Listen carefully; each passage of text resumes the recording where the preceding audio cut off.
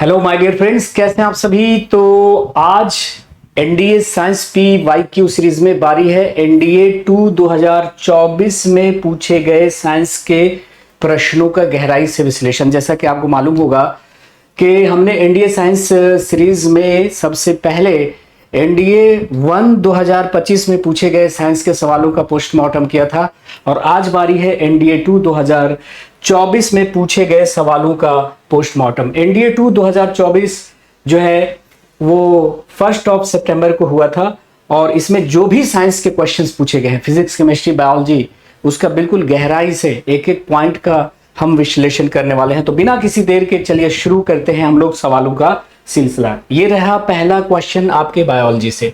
Biology से पहला सवाल आ गया और कहता है कि लाइसोसोम के बारे में कौन सा कथन सत्य नहीं है, कौन सा स्टेटमेंट लाइसोसोम के बारे में सही नहीं है।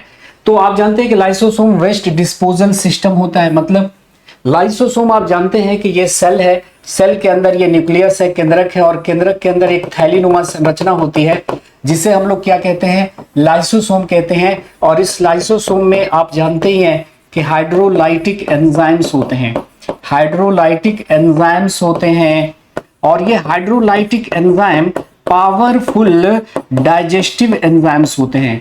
हाइड्रोलाइटिक एंजाइम का काम क्या होता है कि भाई ये डाइजेस्टिव एंजाइम्स होते हैं, पाचक एंजाइम होते हैं।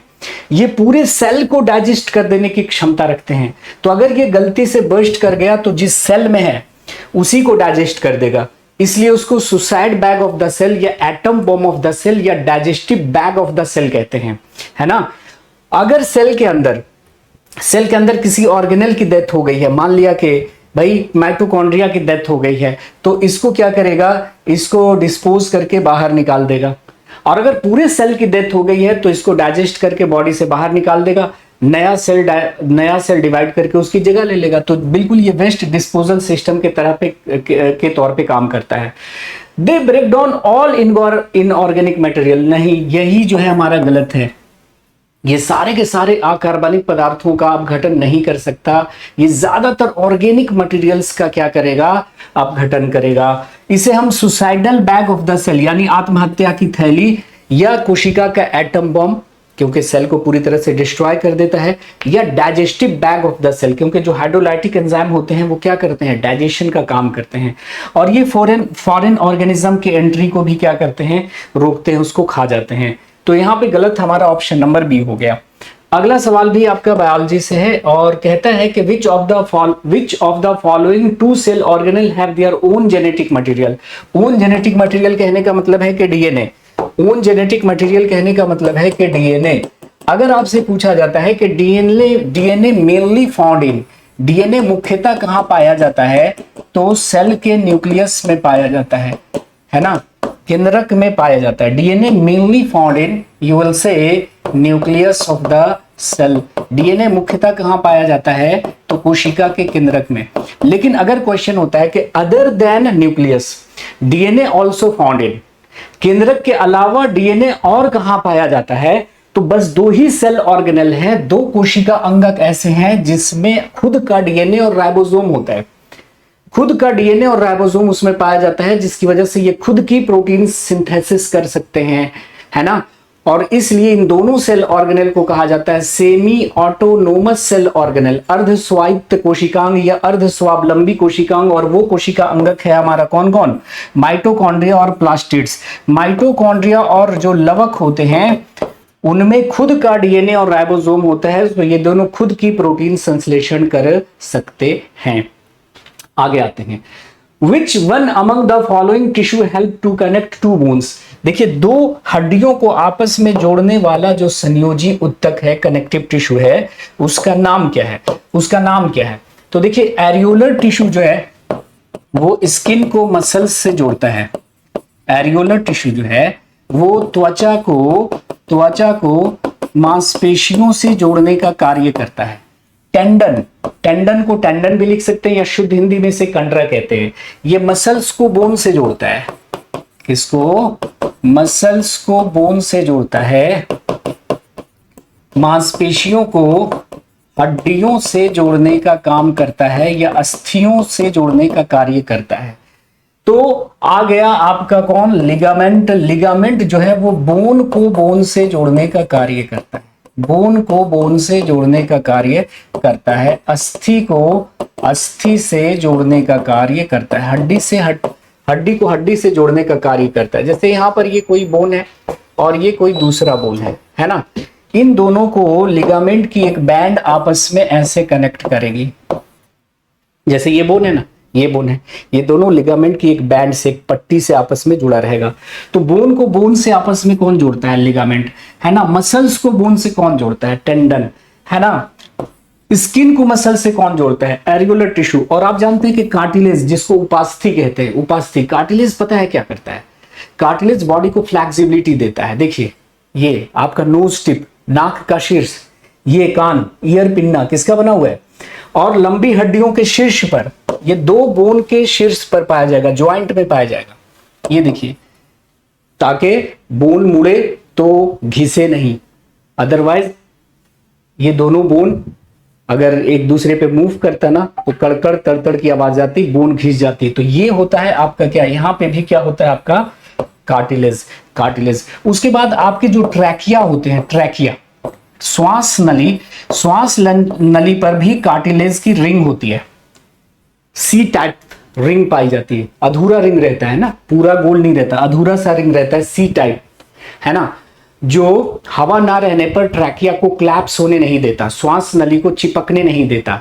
तो इन जगहों पे होता है कार्टिलेज। तो कार्टिलेज का काम होता है बॉडी को फ्लेक्सिबिलिटी देना। तो यहाँ पे क्वेश्चन था कि कौन जो है वो, कौन सा कनेक्टिव टिश्यू जो है वो बोन को बोन से जोड़ता है। तो आपका उत्तर हो गया हमारा लिगामेंट।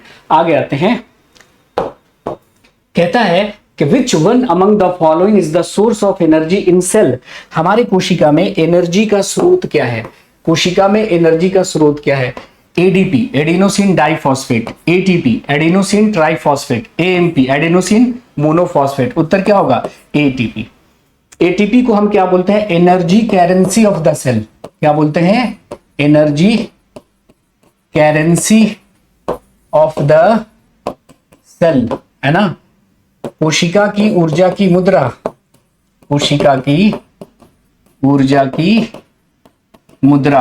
आप जानते हैं कि हम लोग खाना खाते हैं, खाना खाने के बाद डाइजेशन होता है, डाइजेशन के बाद ग्लूकोज जलता है, और ये ग्लूकोज जलता है, ग्लूकोज के जलने का मतलब क्या है, ऑक्सीजन से रिएक्शन करना।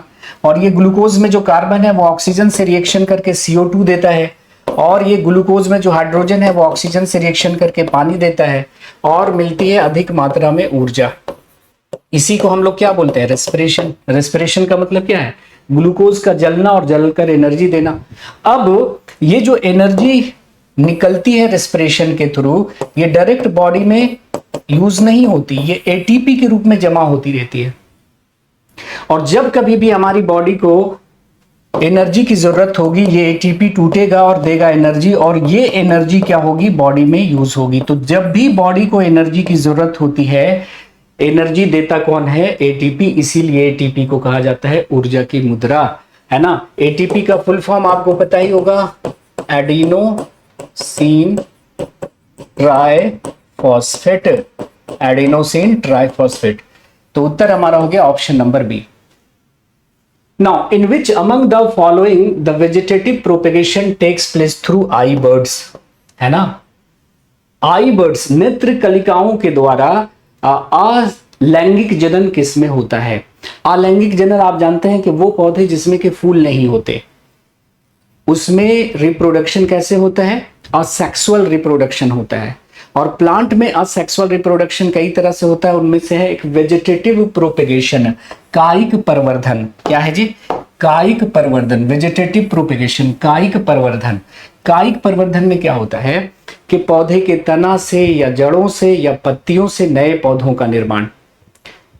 आप जानते हैं कि प्लांट का रिप्रोडक्टिव पार्ट क्या है, flowers. Flowers are the reproductive part of the plant.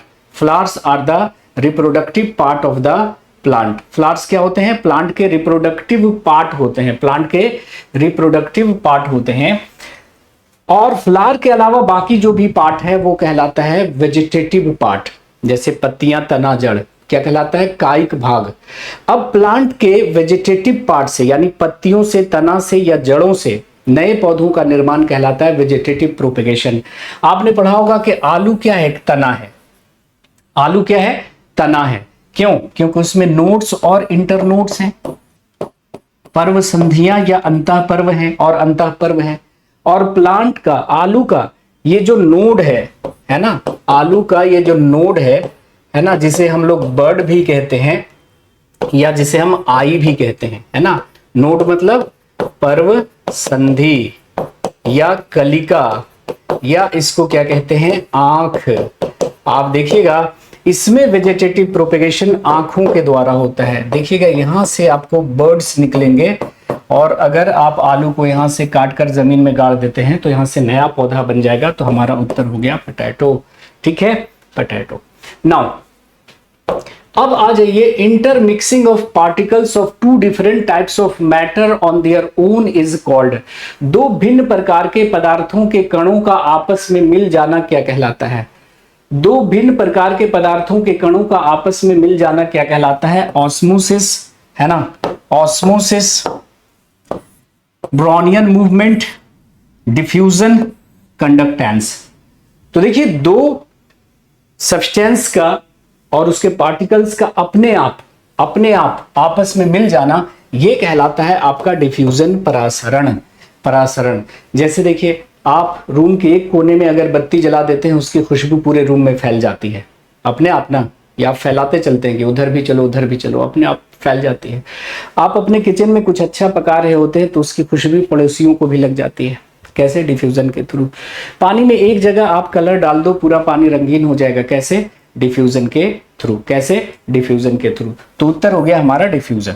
यहाँ पे तो कुछ करना ही नहीं था, ज्यादा कोई एक्सप्लेनेशन की जरूरत है नहीं। अब आ जाइए अगले क्वेश्चन पे। Which one among the following separation technique is used for blood test in diagnostic lab.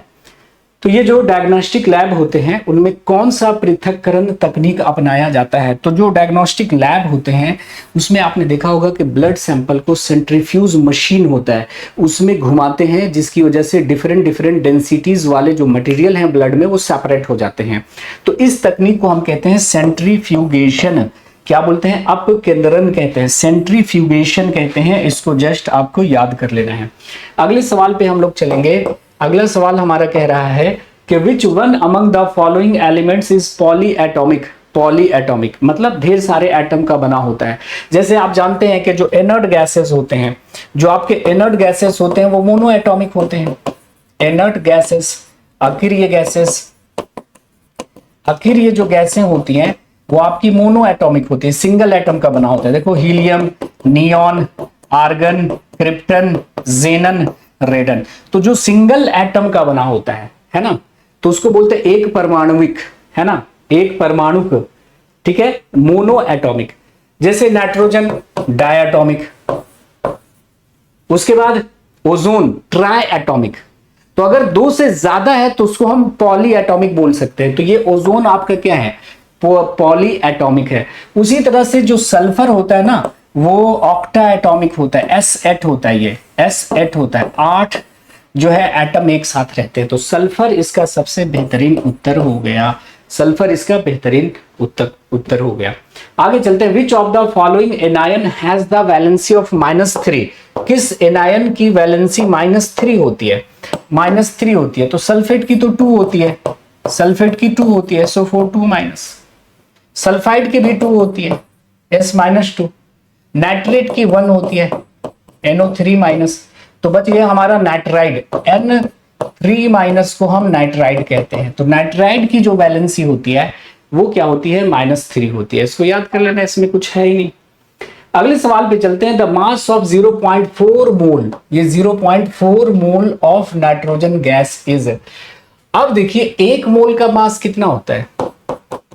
अगर रहता 1 मोल नाइट्रोजन गैस का मास कितना हो जाता? एटॉमिक मास में बस ग्राम लगा दीजिए तो कितना हो जाता है बताइए? 28 ग्राम। तो 1 मोल का मास अगर 28 ग्राम है तो हाफ मोल का मास कितना हो जाएगा? 14 ग्राम। 0.5 मोल, तो हाफ मोल का मास 14 ग्राम हो जाएगा। इसमें तो कुछ है ही नहीं calculation. Now the chemical reaction, ये जो केमिकल रिएक्शन है, ये जो हमारा सिल्वर क्लोराइड है, सिल्वर क्लोराइड को हम कहां पे छोड़ेंगे, है ना, सूर्य के प्रकाश में, अंधेरे में, या इसको गर्म करेंगे तो क्या बनेगा, Ag और क्लोरीन गैस निकलेगी। तो ये रिएक्शन आप जानते हैं जाना माना रिएक्शन है जो फोटोग्राफी में यूज होता है, और ये सनलाइट के प्रेजेंस में, सूर्य प्रकाश की उपस्थिति में ये रिएक्शन होता है। आप जानते हैं कि जो सिल्वर क्लोराइड होता है, सिल्वर क्लोराइड जिसको हॉर्न सिल्वर के नाम से जानते हैं, ये सफेद कलर का कंपाउंड होता है ना। ये क्या है, silver chloride which is also known as what, horn silver. इसे हॉर्न सिल्वर के नाम से भी जानते हैं, हॉर्न सिल्वर के नाम से भी जानते हैं। ये व्हाइट कलर का एक कंपाउंड होता है। इसे चाइना डिश में, एक कांच का बर्तन होता है ऐसा डिश जैसा, जिसको चाइना डिश कहते हैं, लैब में मिलेगा। इसमें ये सिल्वर क्लोराइड का पाउडर रख दीजिए सनलाइट में, थोड़ी देर के बाद डिकम्पोजिशन रिएक्शन होगा। ये कैसा रिएक्शन है, डिकम्पोजिशन रिएक्शन, वियोजन अभिक्रिया या अपघटन अभिक्रिया। जब एक केमिकल कंपाउंड टूटकर दो या दो से अधिक केमिकल कंपाउंड देता है तो उसे हम कहते हैं क्या, डिकम्पोजिशन रिएक्शन। और ये लाइट के द्वारा डिकम्पोजिशन हो रहा है, सो ये कहलाएगा फोटो डिकम्पोजिशन। क्या कहलाएगा, फोटो डिकम्पोजिशन, है ना, प्रकाश वियोजन। क्या कहलाएगा ये, प्रकाश वियोजन अभिक्रिया। बहुत अच्छे से पढ़ाया इसको। और बन जाएगा सिल्वर। सिल्वर बनने से इसका कलर कैसा हो जाएगा, ग्रे। तो जैसे ही सफेद से कलर चेंज करके क्या हो जाए, ग्रे हो जाए, आप कहिएगा कि डिकम्पोजिशन रिएक्शन हो गया। तो उत्तर यहां पे है कि ये रिएक्शन सनलाइट में होगा, सूर्य प्रकाश की उपस्थिति में होगा। अगले सवाल का रुख करते हैं हम लोग। देखो अगला सवाल क्या बोल रहा है कि which among the following is commonly used as an anti skinning agent in paint. Paint में एंटी स्किनिंग एजेंट मतलब जैसे पेंट को आप स्टोर कर रहे हो, ये डब्बे में पेंट रखा हुआ है, ठीक है, तो देखिएगा इसके ऊपर ये पपड़ी छाली जैसी बन जाती है, जैसे दूध में छाली बन जाती है ना, वैसे पेंट में छाली बन जाती है, स्किन बन जाता है। तो इस स्किन को बनने से रोकने के लिए एंटी स्किनिंग एजेंट के तौर पे पेंट में क्या मिलाया जाता है, पेंट में क्या मिलाया जाता है, तो ये भी प्योर रट्टाफिकेशन का सवाल है, रट लीजिएगा। पॉलीहाइड्रोक्सीफिनॉल मिलाया जाता है। तो पॉलीहाइड्रोक्सीफिनॉल जो है वो पेंट में एंटी स्किनिंग के तौर पे, एंटी स्किनिंग एजेंट के तौर पे यूज किया जाता है। अगले सवाल पे हम लोग चल लेते हैं। अगले सवाल पे हम लोग चल लेते हैं कि हमारे पास दो रजिस्टर्स हैं। हमारे पास क्या है, दो रजिस्टर्स हैं, एक है 5 ओम का और एक है 7 ओम का, और इस दोनों को सीरीज में रखा गया है। 5 ओम और 7 ओम के दो रजिस्टर हैं, इसको सीरीज में रखा गया और इस कॉम्बिनेशन को पैरेलल में कनेक्ट कर दिया गया है, एक और रजिस्टर के पैरेलल में कनेक्ट कर दिया गया है, और उस रजिस्टर की वैल्यू कितनी है, 36 ओम है। 36 ओम है। तो बोलता है कि कॉम्बिनेशन का समतुल्य प्रतिरोध कितना होगा, इक्विवेलेंट रेजिस्टेंस कितना होगा। तो भाई ये दोनों सीरीज में है, तो सीरीज में क्या होता है, सीरीज में जब रजिस्टर्स होते हैं तो RS बराबर क्या होता है, RS बराबर होता है R1 प्लस R2। तो इसका इक्विवेलेंट कितना हो गया बताइए, 7 5 12, तो ये 12 ओम हो गया, और ये 12 ओम अब किससे जुड़ा हुआ है, तो 36 से जुड़ा हुआ है, 36 ओम से जुड़ा हुआ। अब ये 12 और 36 एक दूसरे का क्या है, पैरेलल में आ गया। तो पैरेलल के लिए हम क्या निकालते हैं, 1/RP, या ऐसे आप लिख सकते हो कि RP is equal to R1 R2 R1 plus R2, ऐसे लगा दो, या ऐसे भी आप लिख सकते हैं ये formula 1/RP is equal to 1/R1 plus 1/R2, ऐसे लगा लो। लेकिन जब दो ही रजिस्टर्स क्या हो, पैरेलल में जुड़े हो, तो हम डायरेक्ट ये फॉर्मूला लगा सकते हैं, R1 R2। देखो इसको कैलकुलेट करो, आ जाएगा ना, R1 R2 R1 plus R2, ठीक है। तो R1 कितना है 12, R2 कितना है 36, उसके बाद R1 प्लस R2 है 12 प्लस 36, कैलकुलेट करिए कितना आ जाएगा, 9 ओम आ जाएगा। कितना आ जाएगा, 9 ओम आ जाएगा। यहां पर भी ऐसे आप कैलकुलेट कर सकते थे, एक ही बात है। देखो 1/RP हमारा कितना हो गया, 1/12 प्लस 1/36, ये 1/RP होता। इन दोनों का एलसीएम कितना हो जाएगा बताइए, इन दोनों का एलसीएम हमारा हो जाएगा 36। 1/RP कितना होगा 36, तो यहां से 3 हो गया, यहां से 1 हो गया। तो ये हो गया 4/36। ठीक है, तो ये 9 से कट जाएगा, तो 1/RP हमारा कितना आ गया 1/9, तो RP कितना हो गया हमारा 9 ओम। चाहे ऐसे कैलकुलेट कर लो, चाहे इस तरह से कैलकुलेट कर लो मैनुअल, है ना। आगे आते हैं, देखिए बोलता है 14 नंबर के क्वेश्चन में कि आपको एक फिगर दिया गया है जिसमें 2 हॉलो क्यूब हैं। ये हॉलो क्यूब हैं जिसमें 2 मटेरियल भरा हुआ है, 2 लिक्विड भरा हुआ है। इसकी लिक्विड की डेंसिटी है ρ1, ये जो लिक्विड भरा हुआ है इसकी डेंसिटी है ρ1, और इसमें जो लिक्विड भरा हुआ है C2 में, है ना, C2 में जो क्यूब C1 है उसमें जो लिक्विड भरा हुआ है उसकी डेंसिटी है ρ1, और क्यूब C2 में जो मटेरियल लिक्विड भरा हुआ है उसकी डेंसिटी है ρ2, और इसको वाटर में डुबाया गया है, वाटर की डेंसिटी है ρw। तो आप बताइए कि इनके बीच क्या रिलेशन है, क्या संबंध है। तो आपने पढ़ा होगा कि ये कोई कंटेनर है, ये कोई कंटेनर है और इसमें कोई लिक्विड है, इसमें कोई लिक्विड है, और इसमें हम किसी सॉलिड को डालते हैं तो ये सॉलिड डूब जाएगा। कब जब सॉलिड की डेंसिटी ज्यादा है लिक्विड की डेंसिटी से, है ना। सॉलिड की डेंसिटी अगर ज्यादा है लिक्विड की डेंसिटी से तो ये सॉलिड डूब जाएगा, ठीक है। लेकिन वहीं पे अगर लिक्विड और सॉलिड की डेंसिटी बराबर है, सॉलिड की डेंसिटी बराबर है लिक्विड की डेंसिटी से, तो ये तैरेगा कहां, नीचे, सरफेस के नीचे रहकर फ्लोट करेगा, सरफेस के नीचे रहकर फ्लोट करेगा। और वहीं पे आप जानते हैं कि अगर ये लिक्विड में डुबोया गया है और ये सॉलिड है और सॉलिड ऊपर आकर तैर रहा है, ये इसका मतलब सॉलिड की डेंसिटी जो है वो कम है लिक्विड की डेंसिटी से, तो ये ऊपर फेंक देगा, है ना। तो अगर सॉलिड की डेंसिटी ज्यादा है डूब जाएगा, बराबर है या कम है तो तैरेगा, बराबर है तो नीचे रहकर तैरेगा, सबमर्ज्ड होकर तैरेगा, है ना, इक्विलिब्रियम में रहकर तैरेगा। लेकिन अगर सॉलिड की डेंसिटी क्या है, कम है, लिक्विड की डेंसिटी ज्यादा है, तो ऊपर आकर तैरेगा। अब देखिए, अगर जिस सॉलिड की डेंसिटी ज्यादा है तो वो ज्यादा अंदर डूबा रहेगा, ज्यादा अंदर डूबा हुआ है। जैसे यहां पे आप देखो, यहां पे ये वाला जो क्यूब है इसमें जो लिक्विड है ρ1, इसकी डेंसिटी ρ1 है, ये कम सबमर्ज्ड है, कम डूबा हुआ है, ये ज्यादा डूबा हुआ है।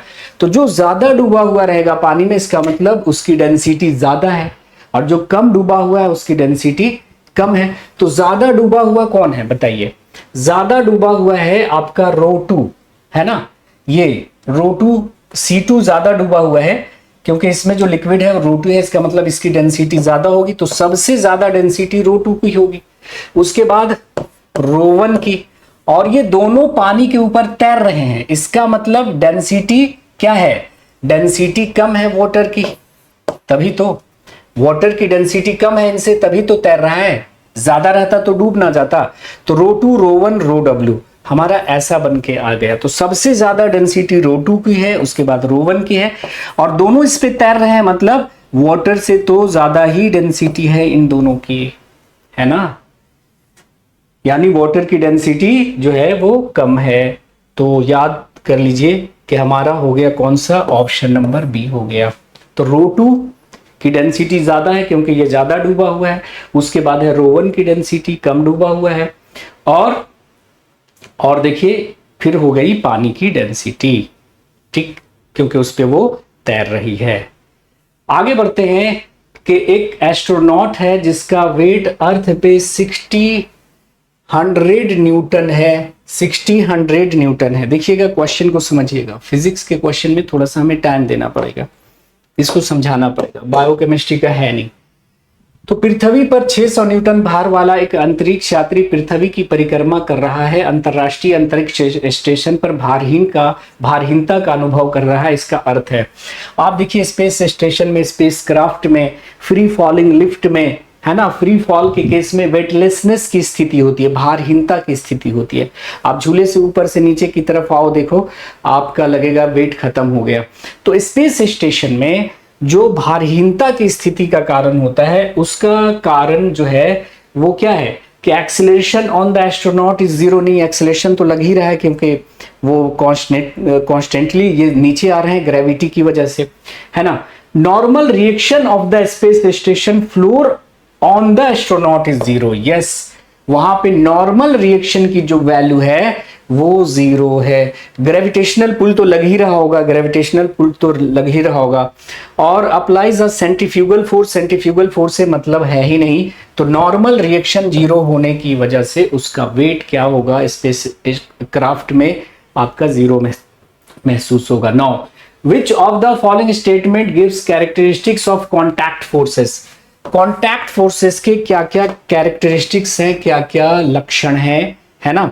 तो कॉन्टैक्ट फोर्सेस, संपर्क बल वो होते हैं जो कॉन्टैक्ट में आने पर लगते हैं, कॉन्टैक्ट में आने पर लगते हैं। तो वह बल जो कॉन्टैक्ट में आने पर लगते हैं, कॉन्टैक्ट में आने पर लगते हैं, उसको बोलते हैं कॉन्टैक्ट फोर्स है। जैसे मस्कुलर फोर्स, हमने इस चीज को पकड़ा उठा के रख दिया, कॉन्टैक्ट में आने पर लगेगा। फ्रिक्शन का फोर्स, फ्रिक्शन का फोर्स कॉन्टैक्ट में आने पर ही लगेगा, है ना। लेकिन ग्रेविटेशनल फोर्स हो गया, मैग्नेटिक फोर्स हो गया, इलेक्ट्रोस्टैटिक फोर्स हो गया, ये सब क्या है, नॉन कॉन्टैक्ट फोर्स है, बिना कॉन्टैक्ट में आने पे ही लगेंगे। ये दो वस्तु एक दूसरे को आपस में आकर्षित कर रही है बिना कॉन्टैक्ट में आए हुए।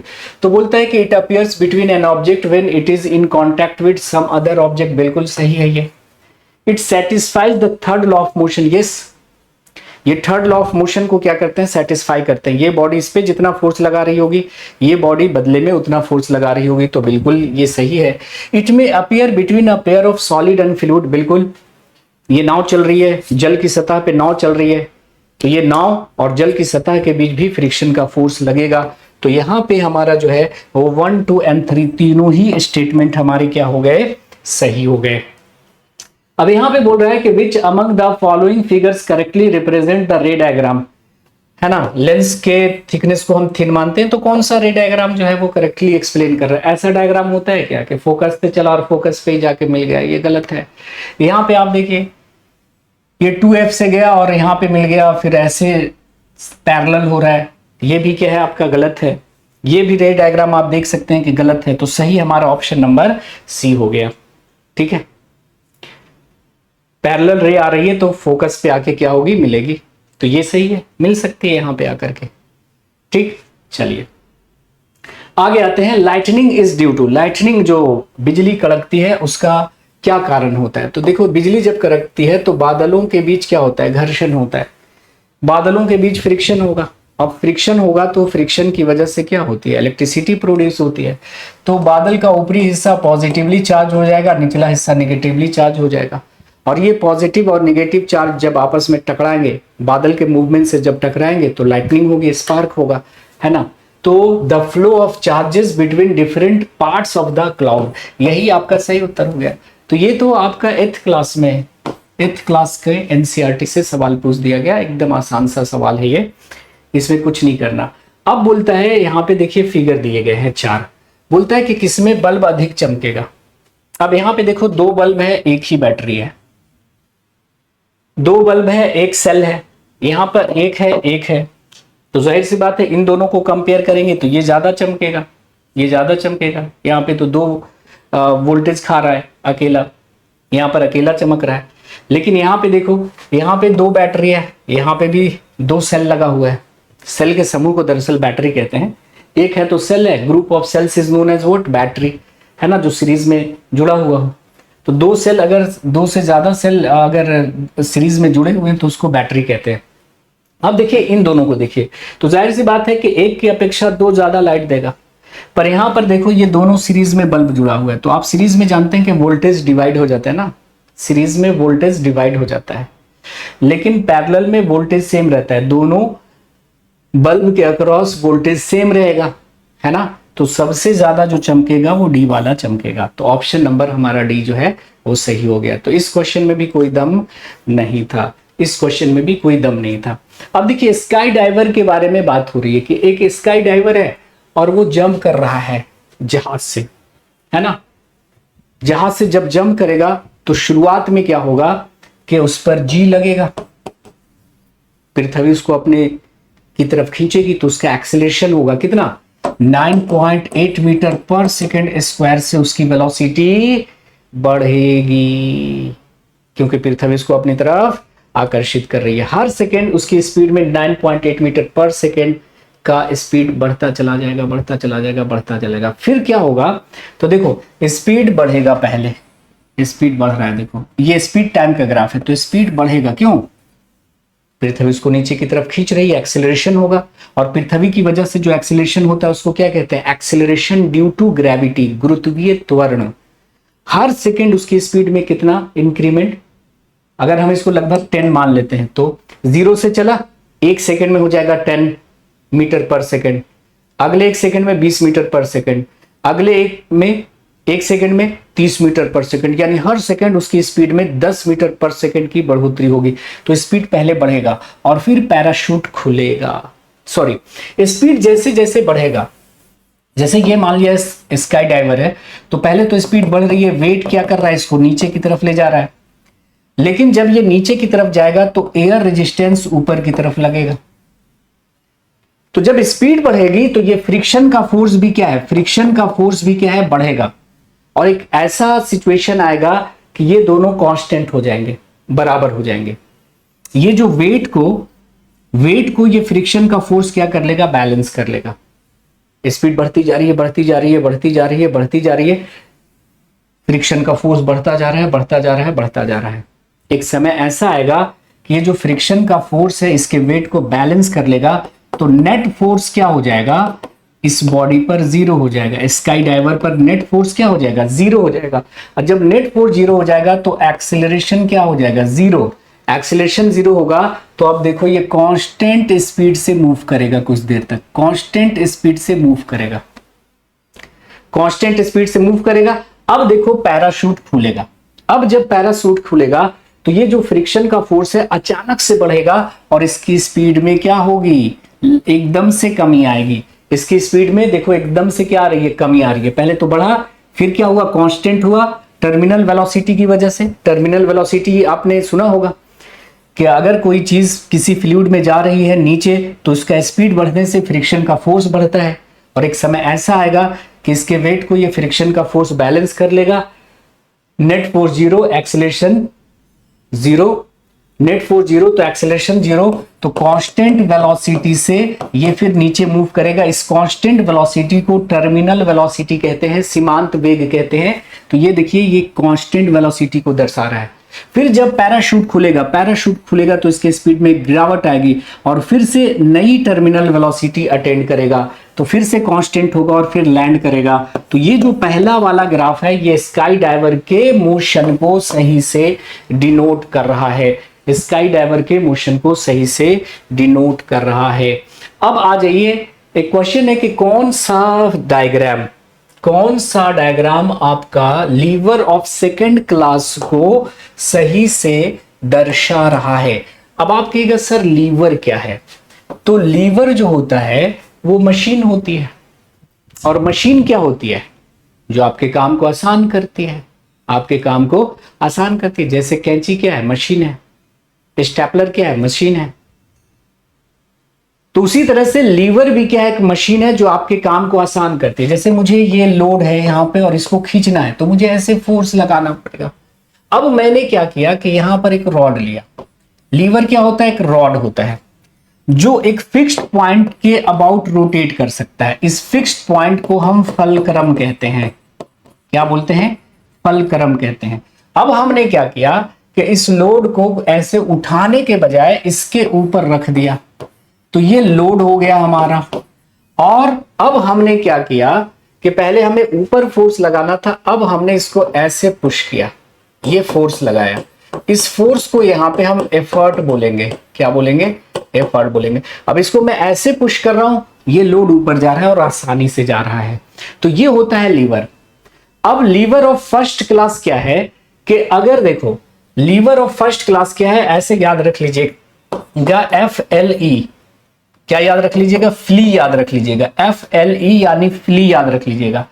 लीवर ऑफ फर्स्ट क्लास क्या होता है कि अगर फलक्रम लोड और एफर्ट के बीच है, लोड और एफर्ट के बीच अगर फलक्रम है तो ये कहलाता है लीवर ऑफ फर्स्ट क्लास। जैसे बच्चों का सीसॉ, ये भी क्या है, एक लीवर ही है। बच्चों का सीसॉ क्या है, एक लीवर है। जैसे आपकी कैंची, कैंची में देखो ये बीच में क्या है, ये बीच में आप समझ लो फलक्रम है, और यहां से आप क्या कर रहे हैं, एफर्ट लगा रहे हैं, और लोड यहां पे है, कैंची काट रही है। तो लीवर ऑफ फर्स्ट क्लास वो होता है कि अगर फलक्रम जो है वो लोड और फोर्स के बीच में है, लोड और फोर्स के बीच में है तो ये फर्स्ट क्लास कहलाएगा, जैसे कि आपकी कैंची वगैरह हो गई। लेकिन सेकेंड क्लास क्या होगा कि अगर लोड जो है, लोड जो है वो एफर्ट और फलक्रम के बीच में है, एफर्ट और फलक्रम के बीच में लोड है, फलक्रम बीच में है तो फर्स्ट क्लास, लोड बीच में है तो सेकंड क्लास। और थर्ड क्लास में क्या हो जाएगा, थर्ड क्लास में क्या होगा कि एफर्ट बीच में है और लोड और फलक्रम उसके साइड में है, यानी लोड और फलक्रम के बीच एफर्ट है, लोड और फलक्रम के बीच एफर्ट है, लोड और फलक्रम के बीच एफर्ट है, तो ये थर्ड क्लास कहलाएगा। तो यहां पे सेकंड क्लास की अगर हम बात करें तो ये हो गया ना कि लोड जो है वो एफर्ट और फलक्रम के बीच है, लोड एफर्ट और फलक्रम के बीच है तो ये सेकंड क्लास होगा।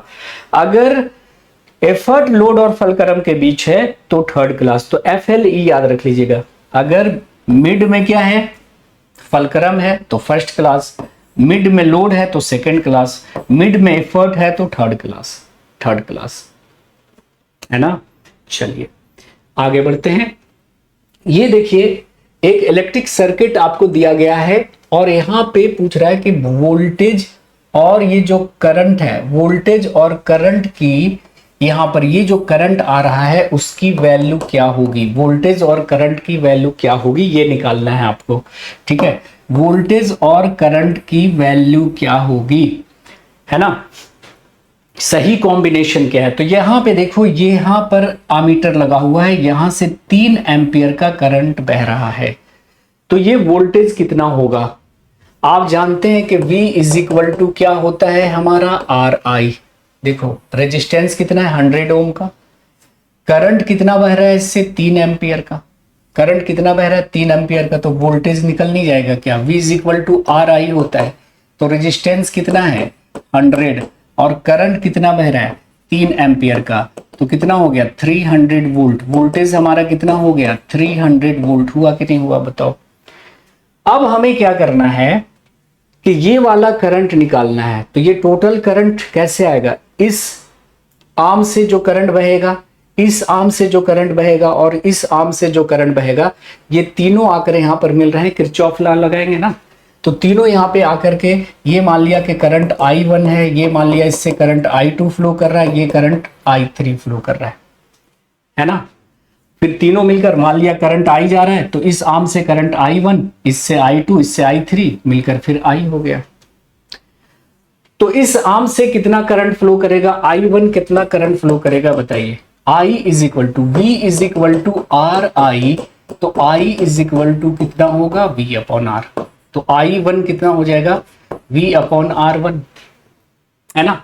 वोल्टेज कितना आपने निकाला है 300, R1 कितना है बताइए 100, तो हमारा करंट हो गया 3 एम्पियर का। अब बताइए इससे करंट कितना फ्लो करेगा, I2 कितना होगा V अपॉन R2। वोल्टेज कितना आपने निकाला है, वोल्टेज कितना है 300 है, और ये दूसरे आर्म का रेजिस्टेंस कितना है 200, तो ये कट गया, 3 का आधा कितना हुआ 1.5 एम्पियर।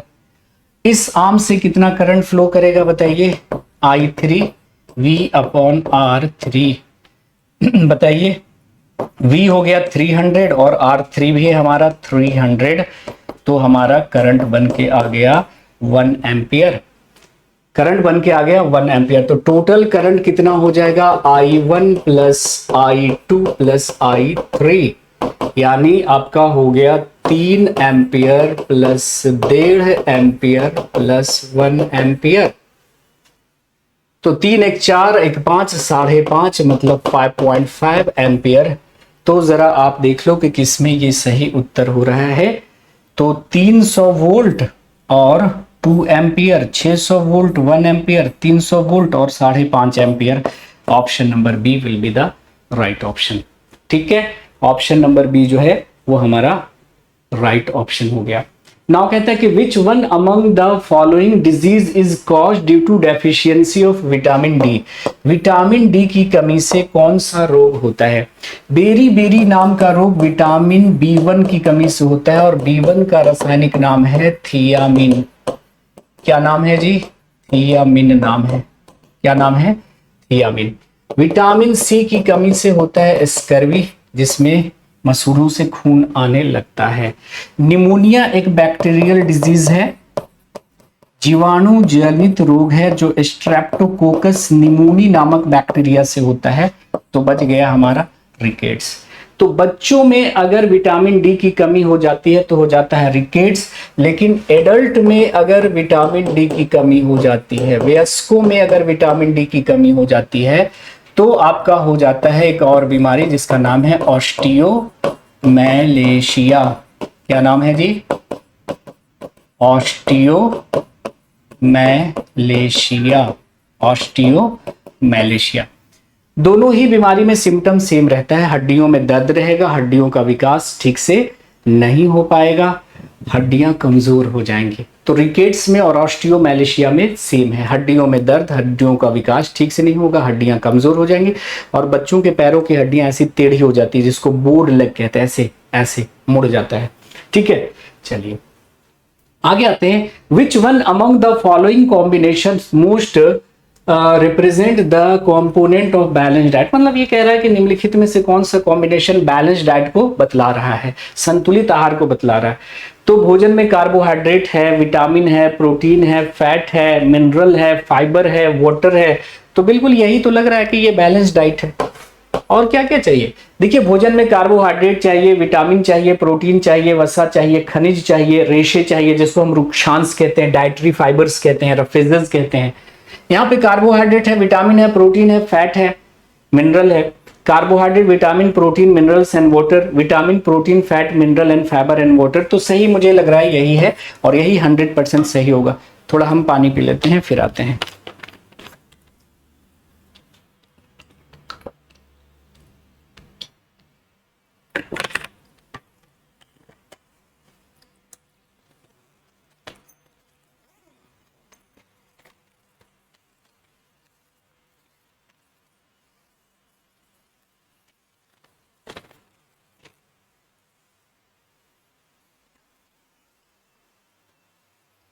ठीक है जी, चलिए अगले सवाल पे चले हम लोग फटाफट।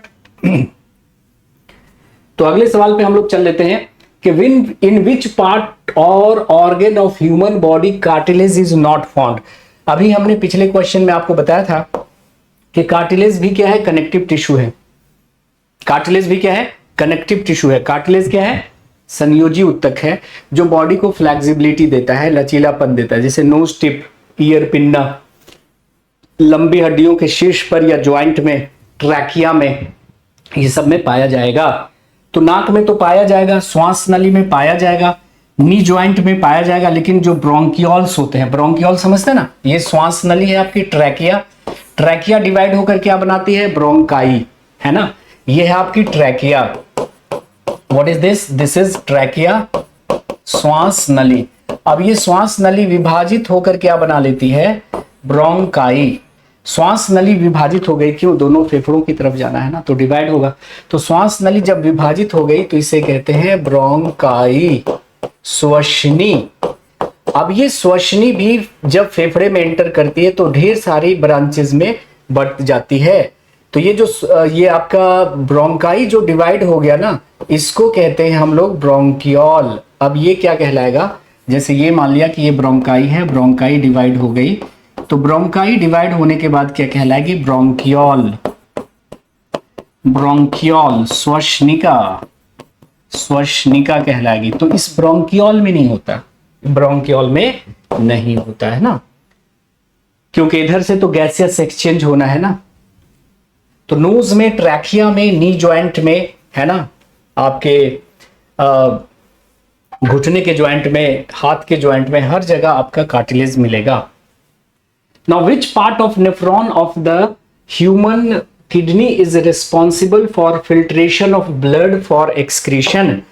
ब्लड का फिल्ट्रेशन नेफ्रॉन का कौन सा पार्ट करता है? आप जानते हैं कि प्रत्येक किडनी में 1 मिलियन नेफ्रॉन पाए जाते हैं और नेफ्रॉन को structural and functional unit of the kidney कहते हैं, वृक्क की रचनात्मक और क्रियात्मक इकाई कहते हैं।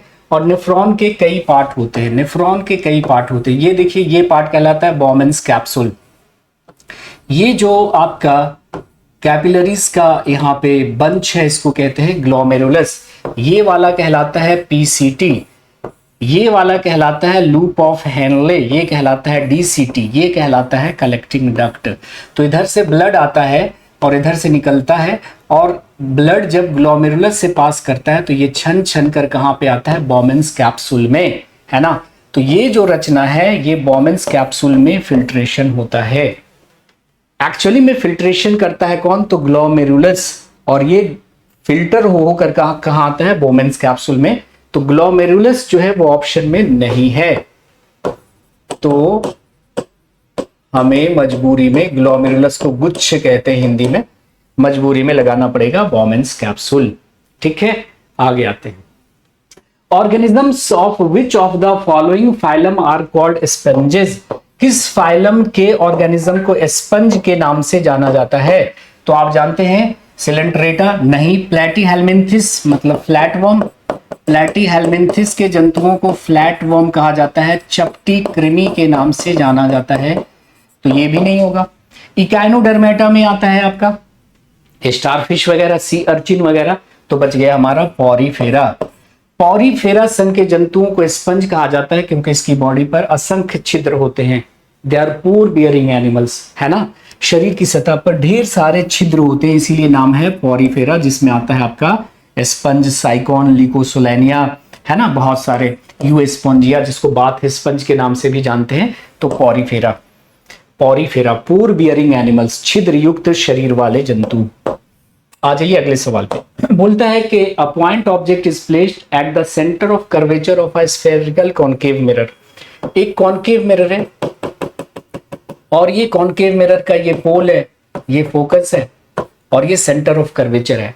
आप जानते हैं कि सेंटर ऑफ कर्वेचर पर अगर किसी वस्तु को हम रखते हैं, कॉन्केव मिरर के सेंटर ऑफ कर्वेचर पर रखते हैं, तो ऑब्जेक्ट के बराबर इमेज बनता है और सेंटर ऑफ कर्वेचर पे ही बनता है। ये अपने आप में स्पेशल केस है, इसको याद रखने के लिए कहा जाता है कि अगर कॉन्केव मिरर के सेंटर ऑफ कर्वेचर पर ऑब्जेक्ट को रखते हैं तो इमेज भी कहां बनता है? सेंटर ऑफ कर्वेचर पे, और सेम साइज का इमेज बनता है, सेम साइज का इमेज बनता है। तो क्वेश्चन ऐसे भी हो सकता है कि कॉन्केव मिरर यानी अवतल दर्पण के सामने हम वस्तु को कहां पर रखें कि प्रतिबिंब वस्तु के बराबर हो, इमेज जो वो ऑब्जेक्ट के बराबर हो, तो सी पे रखेंगे तो सी पे ही बनेगा।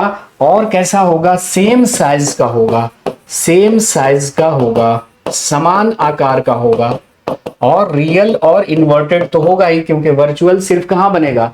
एफ और पी के बीच रखेंगे तभी वर्चुअल बनता है, बाकी सारे केसेस में तो रियल और इन्वर्टेड बनना ही बनना है। चलिए, Which one among the following is correct for a person suffering from myopia? Myopia, myopia को हम नियर साइटेडनेस भी कहते हैं। मायोपिया को हम लोग नियर साइटेडनेस या शॉर्ट साइटेडनेस के नाम से भी जानते हैं। निकट दृष्टि दोष। अब देखिए, जिस नाम से बीमारी है मतलब वो सही है। निकट दृष्टि दोष कहने का मतलब निकट का दिख रहा है, दूर को देखने में प्रॉब्लम होगी। जैसे कोई बच्चा अगर मायोपिया से ग्रसित है तो उसे अपनी किताबें पढ़ने में कोई दिक्कत महसूस नहीं होगी। हाँ, अगर वो क्लास के पिछले बेंच पर बैठा हुआ है तो उसे बोर्ड पर लिखा हुआ धुंधला धुंधला दिखाई देगा, दूर से आती हुई बस का नंबर धुंधला दिखाई देगा। तो निकट दृष्टि दोष कहने का मतलब निकट का सही है, दूर में प्रॉब्लम है। दूर दृष्टि दोष कहने का मतलब दूर का सही है, नजदीक देखने में प्रॉब्लम है। तो मायोपिया, जिसे हम नियर साइटेडनेस या शॉर्ट साइटेडनेस भी कहते हैं, इसमें the person can C near object clearly, यही बिल्कुल सही है कि इसमें व्यक्ति नजदीक की वस्तुओं को देख पाएगा, दूर की वस्तुओं को देखने में दिक्कत होगी। The person can see distant, गलत। The person can not see distant, colour से मतलब नहीं है। The person can neither see near object, near object और ना तो नजदीक की वस्तु ना तो दूर की वस्तु दिखाई देती है, इस बीमारी को हम प्रेस बायोपिया कहते हैं। प्रेस बायोपिया, जिसमें बाईफोकल लेंस का इस्तेमाल किया जाता है। प्रेस बायोपिया को ठीक करने के लिए बाईफोकल लेंस का इस्तेमाल किया जाता है, द्विफोकसी लेंस का इस्तेमाल किया जाता है। और इसको करेक्ट करने के लिए कॉनकेव लेंस का चश्मा लगाना पड़ेगा, अवतल लेंस का चश्मा लगाना पड़ता है। ठीक है, तो चलिए आते हैं क्वेश्चन नंबर 30 पे। क्वेश्चन नंबर देखो 30 क्या कह रहा है, और इस क्वेश्चन को बताने से पहले ये मैं बताऊंगा कि अगर इस तरह के क्वेश्चन हो तो इसको सबसे लास्ट में करेंगे, क्योंकि इसमें काफी कैलकुलेशन आ रहा है, क्वाड्रेटिक इक्वेशन वगैरह सब आ रहा है। ठीक है, बोलता है कि एक व्हीकल है, एक गाड़ी है, एक वाहन है जो रेस्ट से स्टार्ट कर रहा है, यानी u इज इक्वल टू 0, एक स्ट्रेट लाइन पे चल रही है और t सेकेंड, टाइम कितना है t सेकेंड में, वो क्या कर रहा है कि फर्स्ट t सेकेंड में एक्सीलरेशन a से मूव कर रहा है, और वो एक्सीलरेशन है 2 मीटर पर सेकेंड स्क्वायर। ये फर्स्ट फेज की जर्नी है, फर्स्ट फेज की जर्नी है। उसके बाद फिर नेक्स्ट 10 सेकेंड जो है वो 5 मीटर पर सेकेंड स्क्वायर के एक्सीलरेशन से चलता है ना। और जो टोटल डिस्टेंस है इस दौरान दो फेज में 550 मीटर का डिस्टेंस तय करता है, तो टाइम कितना लगेगा। तो फर्स्ट फेज की जर्नी में डिस्टेंस कितना ट्रेवल हुआ होगा, है ना। तो हम लगा देते हैं कि s is equal to ut plus half at square, third equation of motion. अब चूंकि ये चला है u इज इक्वल टू 0 से, तो ये वाला 0 इंटू टी, तो ये 0 हो जाएगा हमारा, और हाफ इंटू a कितना है आपका 2, और इंटू टी का स्क्वायर, तो 2 से 2 कट गया, तो इस वन जो डिस्टेंस तय हुआ वो हमारा हो गया टी स्क्वायर मीटर। क्या हो गया, अब देखिए कि फर्स्ट फेज के एंड पे वेलोसिटी क्या होगी इसकी। ये एस डिस्टेंस तय कवर करने के दौरान इसकी फाइनल वेलोसिटी कितनी हो गई, तो उसके लिए हमारा फॉर्मूला हो गया v is equal to u plus a t. v is equal to u plus a t. तो यहां पर इनिशियल वेलोसिटी तो 0 थी, एक्सीलरेशन कितना था 2 था, और टाइम कितना लग रहा था t लग रहा था, टाइम कितना लग रहा था t लग रहा था। तो v इज इक्वल टू हमारा हो गया 2t मीटर पर सेकेंड। ये फर्स्ट फेज के एंड में वेलोसिटी कितनी होगी, तो 2t मीटर पर सेकेंड हो गई। ये अगले फेज के लिए इनिशियल वेलोसिटी का काम करेगी। ये जो v है ना, वो इनिशियल वेलोसिटी का काम करेगी अगले फेज के लिए, अगले फेज के लिए, यानी फर्स्ट फेज के एंड पे उसकी वेलोसिटी क्या हो गई, रह गई होगी, तो 2t मीटर पर सेकेंड रह गई होगी। कितनी, 2t मीटर पर सेकेंड हो गई, जो अगले फेज के लिए इनिशियल वेलोसिटी का काम करेगी। अब अगले फेज में कितना डिस्टेंस तय होगा, तो फिर से फॉर्मूला होगा ut plus half at square, है ना। तो हमारा u कितना हो गया, v के बराबर कितना 2t मीटर पर सेकेंड, तो हमारा हो गया आपका 2 इंटू टी, 2t हो गया, और इंटू आप देख लीजिए कितना समय 10 सेकंड तक चल रहा है, 10 सेकंड तक चल रहा है, तो यहां पे हमारा हो गया 10 और प्लस हाफ इंटू एक्सीलरेशन, कितने एक्सीलरेशन से चला है, तो 5 मीटर पर सेकंड स्क्वायर के एक्सीलरेशन से चला है, और इंटू हमारा टाइम कितना है, तो 10 सेकंड तक चला है, तो 10 इंटू 10 मतलब हमारा 100 हो गया। तो यहां से हमारा H2 हो गया 20t और प्लस 500 और आधा, तो 250, मतलब कितना मीटर हो गया H2। देखिएगा कितना लंबा चौड़ा इसका एक्सप्लेनेशन आ रहा है। तो ये हो गया हमारा H2। अब क्या बोल रहा है कि दोनों फेज की जर्नी में टोटल डिस्टेंस कितना तय हुआ है, तो 550 मीटर, है ना, 550 मीटर। तो टोटल डिस्टेंस हमारा कितना हो गया, टोटल डिस्टेंस जो हमारा हो गया वो कितना हो गया, तो टोटल डिस्टेंस s बराबर कितना हो जाएगा, s1 plus s2। Total distance कितना तय हुआ है, तो उसने लिखा है 550 मीटर। s1 कितना था बता दो, तो आपने कहा सर s1 हमारा था t स्क्वायर मीटर, है ना, s1 हमारा था t स्क्वायर, और s2 कितना हो गया 20t प्लस 250। ठीक है, तो यहां से हम ऐसे लिख सकते हैं कि t square plus 20t plus 250। Will be equal to 550। तो यहां से t square plus 20t plus 250 minus 550 बराबर 0। तो यहां से हमारा हो गया 2t स्क्वायर प्लस 20t और 250 माइनस 550 तो माइनस में आ जाएगा, माइनस 300 बराबर 0। ये हमारा क्वाड्रेटिक इक्वेशन आ गया A X square plus B X plus C बराबर 0। अब इस इक्वेशन को कंपेयर करके यहां से आप देख लीजिए, इस इक्वेशन को कंपेयर करके देख लीजिए तो a इज इक्वल टू हमारा 1 हो गया, b इज इक्वल टू हमारा 20 हो गया और c is equal to minus 300 हो गया। अब इसको क्वाड्रेटिक इक्वेशन पे लाइए कि क्वाड्रेटिक इक्वेशन हमारा क्या होता है, minus b plus minus b और क्या होता है बी स्क्वायर माइनस 4ac। तो हमारा t इज इक्वल टू हो जाएगा minus b plus minus b square minus 4ac upon क्या तो 2a। ठीक है जी, यही होगा ना, B square minus 4ac upon 2a। तो लगा दीजिए अब वैल्यू, अब इसमें कुछ बचा ही नहीं है करने को। माइनस बी की जगह हम रखेंगे 20 प्लस माइनस और 20 का स्क्वायर माइनस 4 इंटू 1 और इंटू माइनस 300 और बटा 2 इंटू 1। तो यहां से आ गया हमारा t is equal to minus 20 plus minus ये हो गया हमारा 400 और प्लस ये हमारा हो जाएगा माइनस माइनस हो गया प्लस 1200 और बटा 2। तो यहां से t हमारा हो गया माइनस 20 प्लस माइनस 1600 और बटा 2।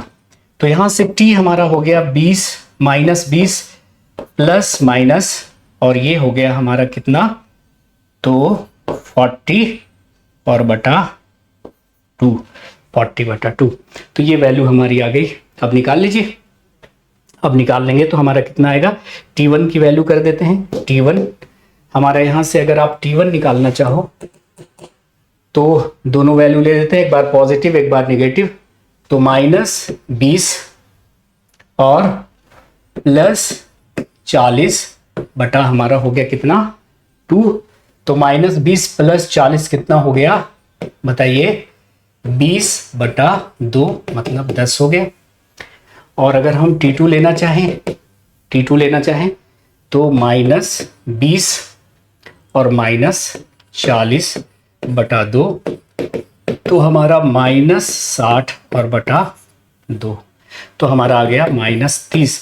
अब टाइम कभी भी नेगेटिव में नहीं हो सकता तो हम इस वैल्यू को कंसीडर करेंगे। तो हमारा उत्तर यहाँ पे आ गया, उत्तर हमारा आ गया क्या 10 सेकेंड। क्या आ गया जी 10 सेकेंड आ गया। अब मैं आपको बताना चाहूंगा कि अगर इस तरह का क्वेश्चन, इतना लेंदी कैलकुलेशन वाला क्वेश्चन आ जाए तो हम इसे सबसे लास्ट में अटेम्प्ट करेंगे अगर हमारे पास समय बच रहा है तो। अदरवाइज हम इसको क्या कर देंगे, इग्नोर कर देंगे। क्या करेंगे गैस, इग्नोर कर देंगे, क्योंकि ये 4-5 क्वेश्चन का क्या करेगा, टाइम ले लेगा। ठीक है, चलते हैं अगले सवाल पे। क्वेश्चन को आप बनाइए, ये आसान सा सवाल है, ये आसान सा सवाल है, फटाफट बनाइए इसको। एक पंपकिन है जिसका वेट है 7.5 न्यूटन। एक पंपकिन है जिसका वेट है 7.5 न्यूटन का। ठीक है, 7.5 न्यूटन का पंपकिन है और इसको पानी में कंप्लीटली सबमर्ज्ड किया जाता है, सबमर्ज्ड किया जाता है, डुबाया जाता है ना। तो ये 3/4 लीटर वाटर क्या करता है, विस्थापित करता है। 3/4 लीटर वाटर क्या करता है, डिस्प्लेस करता है। एक्सीलरेशन ड्यू टू ग्रेविटी की वैल्यू 10 मीटर पर सेकेंड स्क्वायर है। तो आप बताइए कि डेंसिटी क्या होगी पंपकिन की। सॉल्व कीजिए। डेंसिटी क्या होती है, मास अपॉन वॉल्यूम होती है, बस इतना है। तो मास तो हम निकाल सकते हैं, यहां से निकाल सकते हैं। क्यों, वेट आप जानते हैं कि क्या होता है, वेट होता है mass into acceleration due to gravity. तो मास हमारा क्या हो जाएगा, weight upon acceleration due to gravity. Weight कितना है बताइए, वेट है 7.5, एक्सीलरेशन ड्यू टू ग्रेविटी की वैल्यू है 10। तो कितना केजी मास आ जाएगा, तो आप कहेगा सर 0.75 केजी का मास हमारा आ गया। अब देखिए इस का वॉल्यूम कितना होगा। मास तो मिल गया, वॉल्यूम निकालना है, तो मास अपॉन वॉल्यूम कर देंगे तो डेंसिटी मिल जाएगा। तो जब भी किसी बॉडी को किसी लिक्विड में हम कंप्लीटली सबमर्ज्ड करते हैं, कंप्लीटली डुबोते हैं, तो वो अपने वॉल्यूम के बराबर वाटर डिस्प्लेस करता है। याद कीजिए, आपने आर्किमिडीज प्रिंसिपल में पढ़ा होगा कि अपने वॉल्यूम के बराबर वाटर क्या करेगा, डिस्प्लेस करेगा। अपने वॉल्यूम के बराबर वाटर क्या करेगा, डिस्प्लेस करेगा। ठीक है, अपने वॉल्यूम के बराबर वाटर क्या करेगा, डिस्प्लेस करेगा। तो वॉल्यूम कितना होगा, जितना इसने पानी डिस्प्लेस किया होगा उतना ही पंपकिन का वॉल्यूम होगा। तो 3/4 लीटर, 3/4 लीटर की अगर हम बात करें तो 0.75 क्या लीटर। ठीक है, अब इसको क्यूब में बदल लीजिए, अब इसको क्यूब में बदल लीजिए। ठीक है, बदलिए, इसको क्यूब में बदल लीजिए।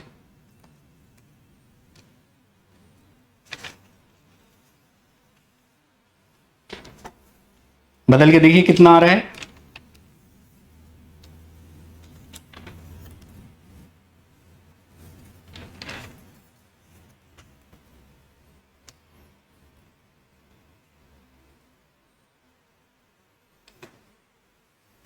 तो आप जानते हैं कि इसको हम मीटर क्यूब में बदल लेते हैं, तो 1 लीटर किसके बराबर होता है, 10⁻³ मीटर क्यूब के बराबर होता है ना।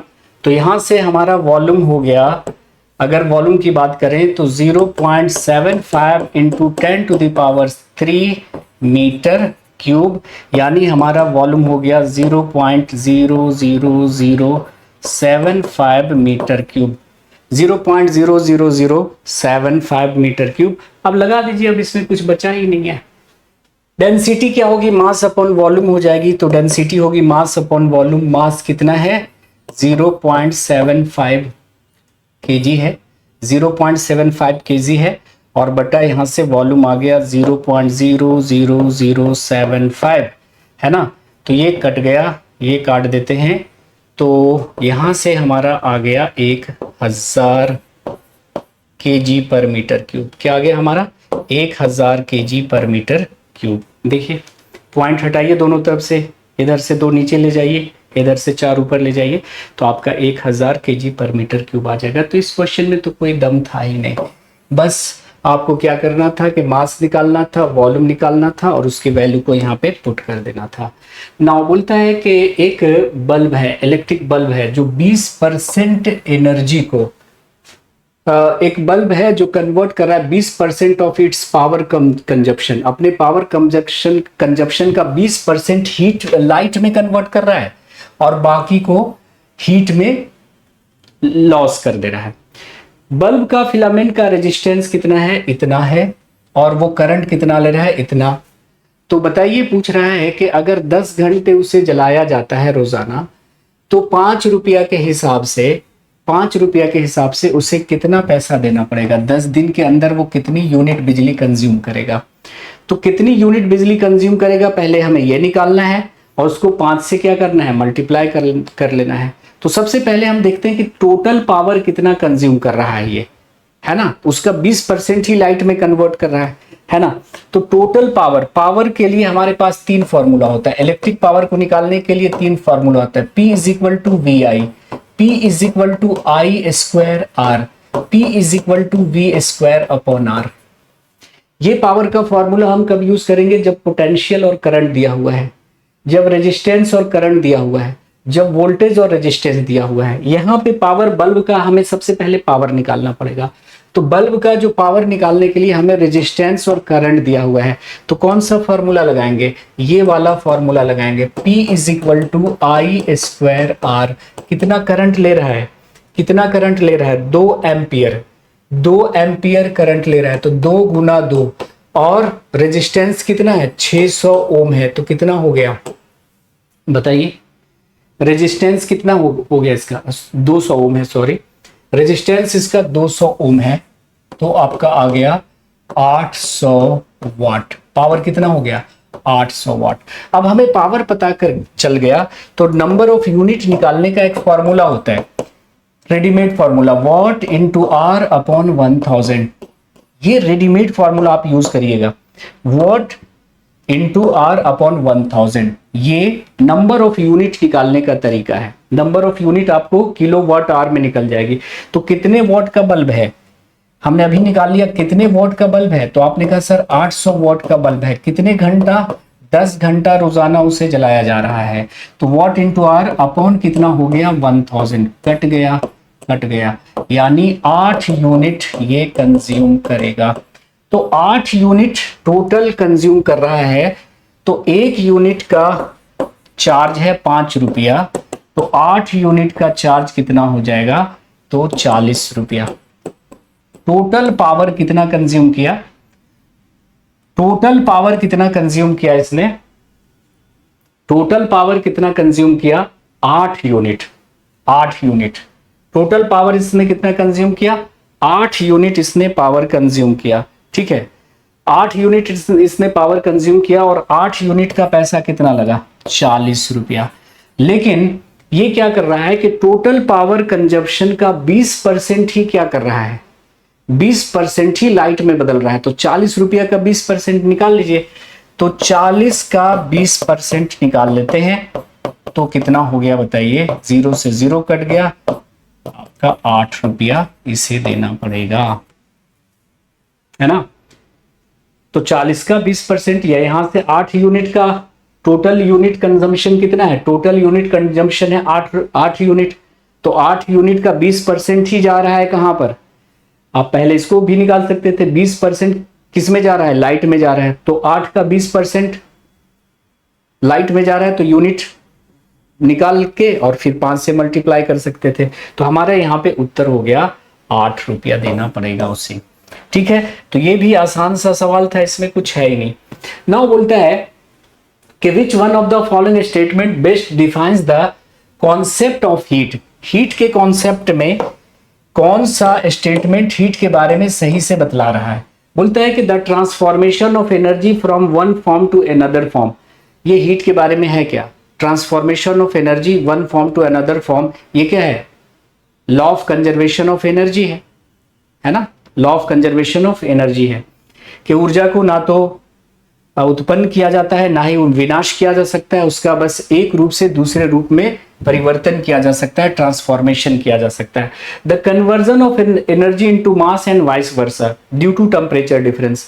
टेम्परेचर डिफरेंस की वजह से मास और एनर्जी में कन्वर्ट होता है क्या, नहीं, ये केमिकल रिएक्शन की वजह से होता है। E is equal to mc², ये मास एनर्जी इक्विवेलेंस है जो आइंस्टीन साहब ने दिया था कि मास को एनर्जी में और एनर्जी को मास में हम इस इक्वेशन के द्वारा कन्वर्ट कर सकते हैं, और ये केमिकल न्यूक्लियर रिएक्शन में ऐसा होता है। Transfer of energy due to temperature difference, yes, heat क्या है कि एनर्जी है, और हीट एक बॉडी से दूसरी बॉडी में कैसे ट्रांसफर होती है, ड्यू टू टेम्परेचर डिफरेंस। तो यही स्टेटमेंट बिल्कुल सही है। The change in volume of substance, change in volume of substance in temperature, नहीं, बिल्कुल गलत है ये, तो ऑप्शन नंबर सी सही हो गया। बोलता है कि दो मासेस हैं planet, the masses of two planet, दो प्लैनेट के मास का रेशियो 1:7 है और उनके डायमीटर का रेशियो 2:1 है, तो उनके बीच जो फोर्स लगेगा उनका रेशियो पूछ रहा है। तो इतना इसमें कोई कैलकुलेशन की जरूरत नहीं है। आप जानते हैं कि दो बॉडी है, एक का मास m1 है और दूसरे का मास m2 है, और इन दोनों के बीच जो फोर्स लगेगा वो ग्रेविटेशनल फोर्स है।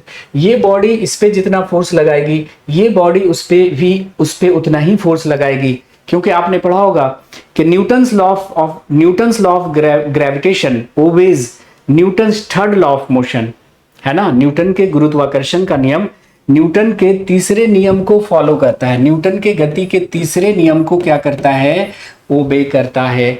तो मास चाहे जो भी हो, मान लिया ये 1 kg की बॉडी है और यहाँ पे 100 kg की बॉडी है, ये बॉडी इस पे जितना फोर्स लगाएगा ये बॉडी भी उस पे उतना ही फोर्स लगाएगी, तो 1:1, तो मास से डायमीटर से कोई मतलब नहीं है। Newton's law of gravitation obeys Newton's third law of motion, ठीक है, तो 1:1 दोनों पे बराबर का फोर्स लगेगा। अब एक फिर न्यूमेरिकल आ गया, इसको आसानी से आप सॉल्व कर सकते हैं कि एक कार का वेट है कितना, वेट आपका दे रखा है 100 kg, 100 kg। अब यहाँ पे वेट नहीं लिखना चाहिए था, मास लिखना था। केजी क्या है, किसका यूनिट है, मास का यूनिट है। वेट का यूनिट क्या होता है, न्यूटन होता है ना। Is moving with a uniform velocity, यानी यू कितना है, 72 किलोमीटर पर आवर। इसको मीटर पर सेकंड में कन्वर्ट कर सकते हैं, तो 72 गुने 5/18 मतलब 20 मीटर हमारा पर सेकंड आ गया कि नहीं। 18 चौक 72, 5 चौके 20। ड्राइवर ने सडनली ब्रेक अप्लाई किया और कार जो है वो 0.2 सेकंड में क्या हो गई, स्टॉप कर गई। तो रिटार्डेशन फोर्स क्या होगा, रिटार्डिंग फोर्स क्या होगा। कार स्टॉप कर गई तो फाइनल वेलोसिटी कितनी हो जाएगी, 0 हो जाएगी। कितनी वेलोसिटी से चल रही हो थी, 72 किलोमीटर पर आवर की स्पीड से चल रही थी, ठीक है। अब ब्रेक अप्लाई हुआ तो रुक गई, तो फाइनल वेलोसिटी कितनी हो गई, फाइनल वेलोसिटी कितनी हो गई, 0। अब यहां पे क्या अप्लाई करना है, F is equal to m a. Force निकालने के लिए यही फॉर्मूला हमारे पास है ना, F is equal to m a, F is equal to m a. तो मास तो दे रखा है, एक्सेलरेशन हमें निकालना है। एक्सेलरेशन क्या होता है, एक्सेलरेशन होता है v माइनस यू बटा टी। फाइनल वेलोसिटी हमारी 0, इनिशियल वेलोसिटी हमारी 20 और टाइम कितना है आपका 0.2 सेकंड, 0.2 सेकंड, ठीक है। तो हमारा जो एक्सेलरेशन आ गया, हमारा जो एक्सेलरेशन आ गया वो कितना आ गया, तो आपने कहा सर ये पॉइंट हटाएंगे, यहाँ पे 0 आ जाएगा, यानी एक्सेलरेशन हमारा आ गया 100 मीटर पर सेकेंड स्क्वायर। और माइनस में क्यों, माइनस का मतलब रिटार्डेशन शो कर रहा है, 100 मीटर पर सेकेंड स्क्वायर, है ना। तो फोर्स इज इक्वल टू क्या होता है, मास इनटू एक्सेलरेशन। तो ये जो फोर्स होगा फ्रिक्शन का, मास कितना है, मास इसका आपका दे रखा है 100 और इनटू यहां पे हमारा हो गया 100। हो गया कि नहीं हुआ, देखिए। तो हमारा आ गया मास, अच्छा 1000 kg है, ये मास जो है वो 1000 kg है। तो हमारा हो गया कितना, force 100 kilo Newton, 100 kilo Newton, है ना। ये हो गया 100, ये हो गया 10⁻³ किलो, तो 100 किलो न्यूटन। तो option number D will be the right option, 100 kilo Newton हो गया, ठीक है। तो ये मास जो था 100 नहीं था, 1000 था। तो ये आसान सा सवाल है। बोलता है कि there is a ball of mass, यहां पे ठीक दिया है मास, वहां पे वेट दे रखा था। मास जो है वो 320 ग्राम है और इसकी पोटेंशियल एनर्जी है, स्थितिज ऊर्जा है 625 जूल, 625 जूल। और इसको हम क्या कर रहे हैं, किसी हाइट से रिलीज कर रहे हैं और ये जमीन से आकर टकराएगी, है ना, जमीन से आकर टकराएगी। कितनी वेलोसिटी से टकराएगी यही पूछ रहा है ना। 320 ग्राम द्रव्यमान की एक गेंद है, इसे ऊंचाई से स्वतंत्र रूप से छोड़ने पर इसकी स्थितिज ऊर्जा 625 जूल है, जिस गति से यह जमीन पे टकराएगी। तो यहां पे जो काइनेटिक एनर्जी है वो जब टकराएगी तो पोटेंशियल एनर्जी चेंज हो जाएगी, पूरी तरह से काइनेटिक एनर्जी में चेंज हो जाएगी। तो पोटेंशियल एनर्जी जो है वो बराबर हो जाएगी किसकी, काइनेटिक एनर्जी के, और बराबर हो जाएगी किसके, हाफ mv² के। बस कुछ नहीं करना है। तो जब ये टकराएगी तो टोटल की total potential energy kinetic energy में चेंज हो जाएगी ना। यहां से छोड़ेंगे तो पोटेंशियल एनर्जी धीरे धीरे काइनेटिक एनर्जी में चेंज होगी, और जब टकराएगी तो टोटल की total potential energy kinetic energy में चेंज हो जाएगी। तो पोटेंशियल एनर्जी बराबर काइनेटिक एनर्जी और बराबर हाफ mv²। तो पोटेंशियल एनर्जी कितना दे रखा है इसका, पोटेंशियल एनर्जी ही काइनेटिक एनर्जी में चेंज होगी, तो पोटेंशियल एनर्जी बराबर हो जाएगी काइनेटिक एनर्जी के 625 और हाफ, और इनटू मास कितना दे रखा है 320 और इनटू v का स्क्वायर, ठीक है। अब यहां से इसको क्रॉस मल्टीप्लाई कीजिए, तो यहां पे 320 इंटू वी का स्क्वायर, है ना, 320 इंटू वी का स्क्वायर कितना हो जाएगा बताइए, 625 गुना 2। तो v का स्क्वायर हमारा कितना आ जाएगा, 625 गुना 2 और बराबर 320। हो गया कि नहीं, वी स्क्वायर कितना हो जाएगा, सॉरी वी कितना हो जाएगा हमारा, वी स्क्वायर कितना हो जाएगा बताइए, वी स्क्वायर हमारा हो जाएगा 625 गुना 2 और बटा 320, तो वी कितना हो जाएगा ये, अब इसको अगर आप कैलकुलेट करोगे, इसको आप कैलकुलेट करोगे तो ये 62.5 मीटर के बराबर आएगा, 62.5 मीटर के बराबर आएगा, 62.5 मीटर के बराबर आ जाएगा। तो इस क्वेश्चन में भी कोई दम नहीं था। आगे आते हैं, starting from rest a vehicle accelerate at a rate of 2 metre पर सेकेंड स्क्वायर। u कितना है, 0 है, रेस्ट से चला है, एक्सिलरेशन कितना है 2 मीटर पर सेकेंड स्क्वायर है, बिल्कुल आसान। किधर जा रहा है, टुवर्ड्स ईस्ट जा रहा है, किधर जा रहा है, टुवर्ड्स ईस्ट जा रहा है, किधर जा रहा है, ईस्ट जा रहा है। अब देखिएगा यहां पे थोड़ा सा आपको डायरेक्शन का ध्यान देना पड़ेगा, किधर जा रहा है, टुवर्ड्स ईस्ट जा रहा है, तो यहां पे ये नॉर्थ है, ये साउथ है, ये ईस्ट है और ये वेस्ट है, ठीक है, यही है। अब अगर हम बात करें इसकी, तो सबसे पहले ये किधर जा रहा है, तो ये जा रहा है किस तरफ, टुवर्ड्स, किधर जा रहा है, रेट ऑफ टुवर्ड्स ईस्ट, कुछ दूर चला वो ईस्ट पे चला, ऐसे मान लिया यहां से ये आ गया यहां तक, S1 दूरी इसने तय करी और फिर ये चलने लगा है किधर, टुवर्ड्स साउथ, ये फिर साउथ चलने लगा है ऐसे और कहीं पे आकर क्या हो गया, रुक गया S2 दूरी तय करके।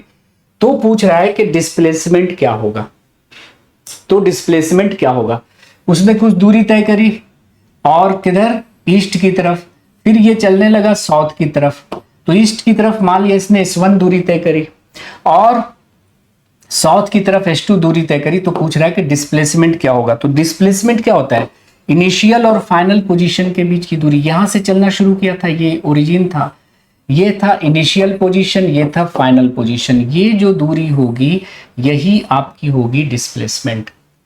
अब देखिए ये बोल क्या रहा है, बोल रहा है कि भाई के स्टार्ट किया है रेस्ट से, यानी इनिशियल वेलोसिटी इसकी 0 है, एक्सेलरेशन कितना है 2 मीटर पर सेकेंड स्क्वायर और टाइम कितना है, तो 10 सेकेंड, 10 सेकेंड। तो कितनी दूरी इसने तय करी होगी, अगर वो स्टार्ट किया है रेस्ट से और एक्सेलरेशन उसने कुछ देर के बाद गेन कर लिया है 2 मीटर पर सेकेंड स्क्वायर, कितने सेकंड में, 10 सेकंड में, तो उसने दूरी कितनी तय करी होगी, तो S1 जो दूरी उसने तय करी होगी वो कितनी होगी, ut plus half AT square, यही फॉर्मूला लगेगा। तो ये वाला तो हो गया हमारा 0, u 0 है तो u इंटू टी 0 हो गया और हाफ और इंटू a कितना है बताओ, a हो गया हमारा 2 और इंटू 10 का स्क्वायर 100, तो 2 से 2 कट गया, तो S1 कितनी दूरी तय हुई, तो आप कहेगा सर 100 मीटर की दूरी तय की उसने। अब वो किधर चलने लगा, अब वो चलने लगा है साउथ की तरफ, कितने एक्सीलरेशन के साथ, 4√2 मीटर पर सेकेंड स्क्वायर एक्सीलरेशन के साथ, कितने देर तक, 10 सेकेंड तक। तो S2 जो दूरी तय होगी वो कितनी होगी बता लीजिए, ut plus half AT square. तो बताइए कि भाई इट देन एक्सिलरेट्स अगेन, स्टॉप कर गया फिर, है ना, S1 दूरी तय करने के बाद स्टॉप कर गया और फिर से चलना शुरू किया, तो यहां से इनिशियल वेलोसिटी फिर से हमारी 0 हो जाएगी, तो ये वाला टर्म हमारा 0 हो जाएगा। फर्स्ट हाफ और इनटू एक्सिलरेशन कितना हो गया, 4√2 और इनटू कितना हो गया बताइए 10 सेकेंड, तो 100 हमारा हो गया, ठीक है। तो यहां से देखो कट जाएगा, तो S2 हमारा हो जाएगा कितना, 200√2, 200√2 हमारा S2 हो गया। 200√2 हमारा S2 हुआ कि नहीं हुआ सो बताओ। तो 200√2 मीटर इसने दूरी तय करी किधर, साउथ की तरफ। तो ये देख लो पहली कंडीशन में इसने S1 कितना तय किया 100 मीटर और S2 कितना तय किया 200√2, 200√2। तो ये निकालने के लिए हम पाइथागोरस लगा देंगे ना, ये S निकालना है हमें, डिस्प्लेसमेंट निकालना है, तो S इज इक्वल टू हमारा क्या हो जाएगा S1 का स्क्वायर प्लस S2 का स्क्वायर। तो हमारा जो डिस्प्लेसमेंट हो गया ये हो गया 100 का स्क्वायर और प्लस बता दीजिए 200√2 का स्क्वायर, 200√2 का स्क्वायर। ठीक है, तो यहां से S हमारा हो गया क्या, S हमारा हो गया ये 10,000 हो जाएगा और प्लस ये हमारा 8,000 हो जाएगा, 80,000 मतलब होगा कि नहीं होगा। तो ये S हमारा आ गया 9 पे 4 0, तो S हमारा हो गया 300 मीटर। हुआ कि नहीं हुआ बताओ, 300 मीटर हो जाएगा। देख लीजिए एक बार। तो ये भी आसान सा सवाल, इसमें ज्यादा कुछ था नहीं। What is the maximum number of electrons that can occupy the first shell of an atom. किसी एटम के फर्स्ट शेल में कितना इलेक्ट्रॉन रह सकता है। तो total number of electron in a shell will be 2n²। जहां पे n क्या है, नंबर ऑफ शेल्स है, कक्षाओं की संख्या है। तो पहली कक्षा यानी कि कक्षा में कितनी होगी, 2 × 1 का स्क्वायर 2 है ना। तो के शेल में कितना होगा, एल शेल में कितना होगा, देखिए 2 × 2 का स्क्वायर 8, 2 8 18 32 ऐसे चलेगा। तो उत्तर हो गया हमारा 2। तो ये तो बिल्कुल आसान ही सवाल है, आपके लेवल का सवाल ही नहीं है। तो फिजिक्स के क्वेश्चन में थोड़ा सा ये परेशान करता है एनडीए, केमिस्ट्री बायोलॉजी के क्वेश्चन में परेशानी नहीं होती। Eight which temperature does liquid water shows maximum density. आप जानते हैं कि 4 डिग्री सी पे वाटर की डेंसिटी मैक्सिमम होती है। तो केल्विन में दिया हुआ है, तो केल्विन के लिए क्या करेंगे, 273 जोड़ देंगे। तो 273 और 4 277 हो गया, 277 हो गया। तो 4 डिग्री सी पे वाटर की डेंसिटी मैक्सिमम होती है। जल का घनत्व अधिकतम होता है लेकिन आयतन न्यूनतम होता है। आगे हम लोग चल रहे हैं। Which one among the following has valency of 3। किसकी वैलेंसी 3 होती है, कार्बन की, ऑक्सीजन की, नाइट्रोजन की, सोडियम की। Valency 3, carbon, oxygen, nitrogen, sodium.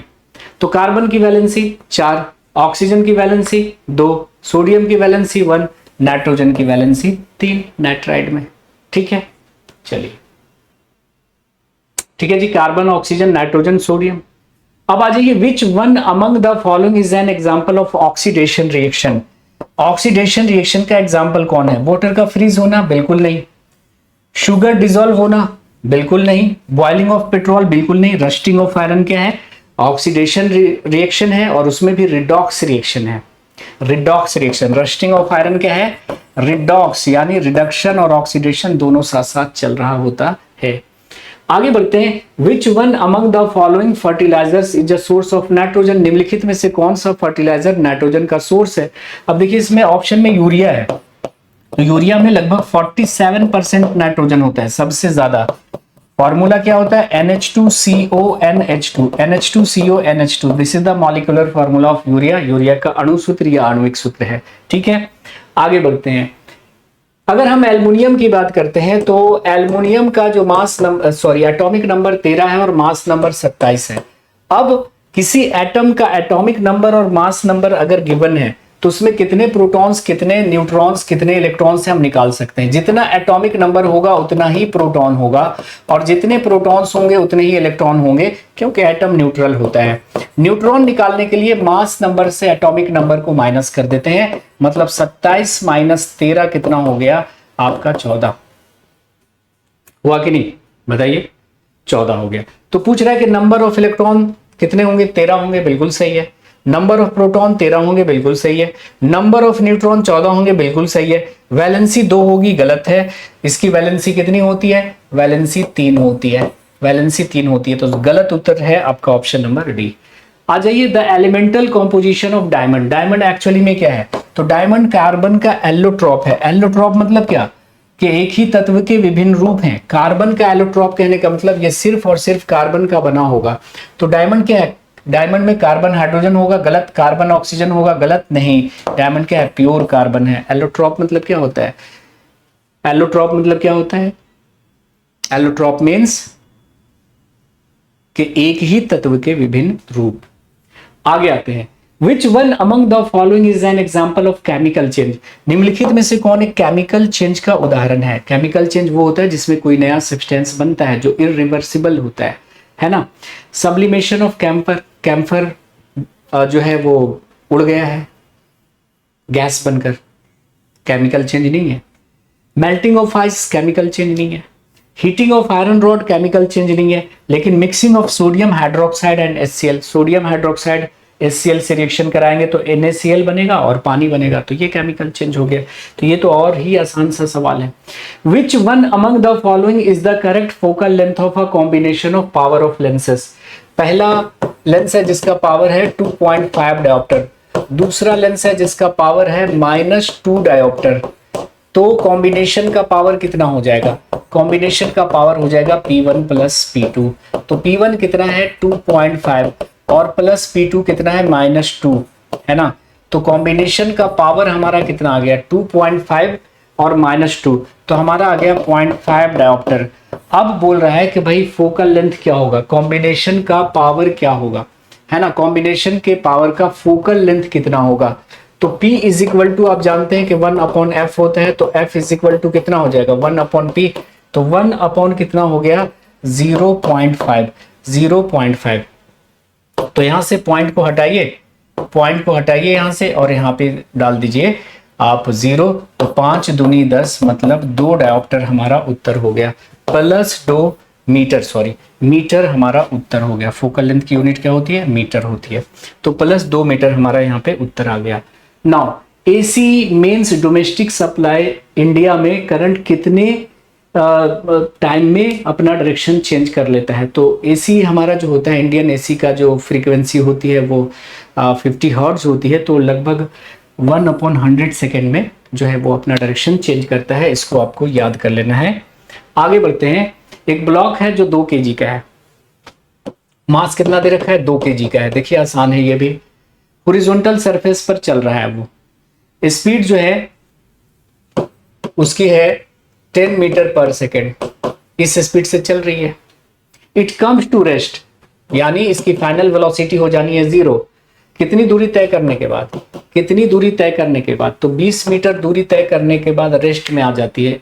तो पूछ रहा है कि भाई ये फ्रिक्शन का फोर्स कितना लगेगा? तो फिर से वही है कि भाई F is equal to ma लगाना है हमें, F is equal to ma लगाना है हमें। तो मास तो दे रखा है, एक्सेलरेशन हमें मिल जाएगा, कहां से? तो v square is equal to u square plus 2s, जो डेटा है उस हिसाब से हम यही इक्वेशन लगा सकते हैं, है ना। v square is equal to u square plus 2as लगा लीजिए, तो हमारा यहाँ पर एक्सेलरेशन मिल जाएगा, है ना, एक्सेलरेशन मिल जाएगा। तो एक्सेलरेशन निकल गया तो ma लगाकर निकाल लीजिएगा। तो यहां से अगर हम देखें तो 2as हमारा कितना हो जाएगा? 2as हमारा कितना हो जाएगा? v square minus u square, v square is equal v square minus u square. तो यहां से a कितना हमारा हो जाएगा? a हमारा हो जाएगा v square minus u square upon क्या 2s हो जाएगा ना 2s। तो फाइनल वेलोसिटी हमारी हो जानी है 0। इनिशियल वेलोसिटी हमारी थी कितनी 10, तो 10 इंटू 10 100 हो गया, और 2 इंटू डिस्टेंस कितना तय हुआ था बताइए? 20 हो गया था, है ना, 20 हो गया था। तो हमारा यहाँ से ये कट गया और ये हो गया हमारा 2 बचे 10 और 5 का आधा कितना हो गया 2.5। तो माइनस एक्सेलरेशन हमारा कितना आ गया? एक्सेलरेशन हमारा आ गया 2.5 मीटर पर सेकेंड स्क्वायर। आया कि नहीं आया?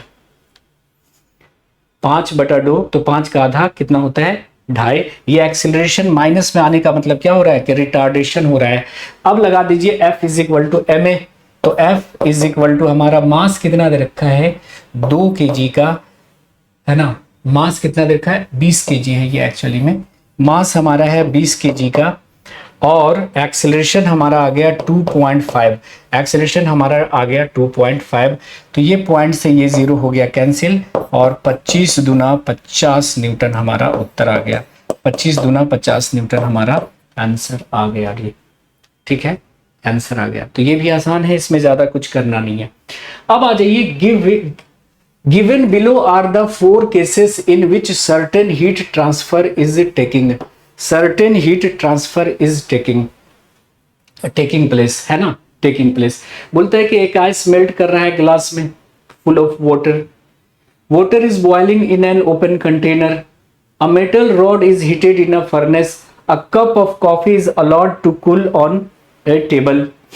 बोलता है इनमें से किसमें न्यूटन्स लॉ ऑफ कूलिंग लगेगा।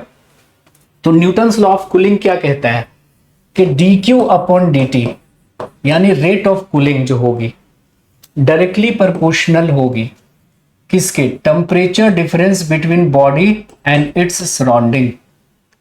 तो बॉडी जिस सराउंडिंग में रखी हुई है उनके बीच का टेम्परेचर डिफरेंस अगर ज्यादा है तो रेट ऑफ कूलिंग ज्यादा होगी। ये कहलाता है आपका न्यूटन्स लॉ ऑफ कूलिंग। तो न्यूटन्स लॉ ऑफ कूलिंग किस पे अप्लाई करेंगे, कोई चीज जब ठंडी हो रही होगी तब ना। तो a cup of coffee is allowed to cool on a table. ठीक है, इसी में हम अप्लाई कर सकते हैं। Ice is melting in a glass full of water, water is boiling in open container, boil कर रहा है तो नहीं, मेटल रॉड हीट कर रहा है तो नहीं। ठीक है जी, तो उत्तर क्या हो जाएगा हमारा, ice is melting in full glass of water, ice is melting in full glass of water. Ice जो है वो क्या कर रहा है, मेल्ट कर रहा है फुल ग्लास ऑफ वाटर में। तो 1 और हमारा 4 यहां पे उत्तर हो जाएगा। कोई चीज अगर कूल हो रही है तो, है ना। A cup of coffee is allowed to cool on a table. तो सॉरी, इसमें नहीं होगा क्योंकि यहाँ पे कूलिंग हो रही है ना। यहाँ पे क्या हो रही है कि हीटिंग, कप ऑफ कॉफी जो है वो गर्म है और वो धीरे धीरे क्या हो रही है, ठंडी हो रही है। तो 4 only will be the right option, 4 only will be the right option. ठीक है, चलिए अब बोल रहा है कि अंतिम क्वेश्चन देखिए, बोल रहा है कि एक स्काई डाइवर है और वो नीचे आ रहा है। तो ये P और Q के बारे में कौन सा कथन सत्य है। बोलता है कि force P is caused by the gravity and force Q is caused due to the friction. बिल्कुल सही है ये। फोर्स P ग्रेविटी की वजह से होगा जो नीचे लेना चाहेगा, और Q जो है वो फ्रिक्शन की वजह से होगा, है ना। तो ये भी सही है। Correct about the two forces. When the force P is bigger than the force Q, the speed of the skydiver remains the same। नहीं, ये जब दोनों सेम होगा तब सेम स्पीड से आएगी ना। After the parachute opens, the force P remains the same। जैसे पैराशूट ओपन होगा फोर्स P जो है वो रिमेंस रहेगा, हमेशा सेम ही रहेगा ना, ग्रेविटी तो सेम ही लगेगी। लेकिन Q जो है वो क्या होगा, Q जो है वो इंक्रीज करेगा। बिल्कुल सही है ये सही है। After the parachute opens P decreases, P कभी भी डिक्रीज नहीं करेगा, P तो कांस्टेंट रहेगा, नीचे लगता ही रहेगा। While force Q increases, force Q increases. तो after the parachute opens force P remains the same. P क्या होगा, हमेशा सेम रहेगा, लेकिन जब पैराशूट ओपन होगा तो फ्रिक्शन बहुत ज्यादा बढ़ेगा, तो Q क्या हो जाएगा, बढ़ जाएगा। वैसे ये भी ऑप्शन सही है, ये भी ऑप्शन सही है। P है किसकी वजह से, ग्रेविटी की वजह से, और Q है फ्रिक्शन की वजह से। लेकिन चूंकि स्काई डाइवर के पैराशूट खुलने के बाद की स्थिति के बारे में बात हो रहा है तो ऑप्शन सी को हम सही यहां पर मानेंगे। तो ये था 50 क्वेश्चन जो NDA 2024 में पूछा गया। मिलेंगे NDA 1 2024 के क्वेश्चंस की एनालिसिस के साथ। Have a nice day, take care, bye bye, जय हिंद।